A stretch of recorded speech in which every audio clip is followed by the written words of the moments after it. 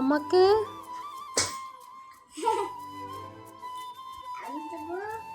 ஏன்டா கொஞ்சம் குர்ரா. அப்போ புத்திக்கு புத்திக்கு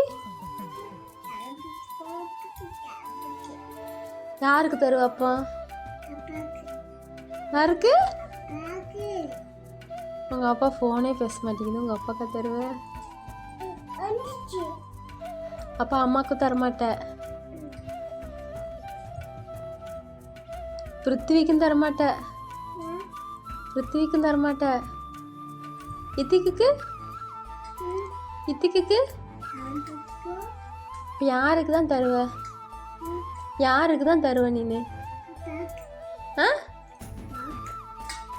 நீ யார் பிள்ளை? ஆ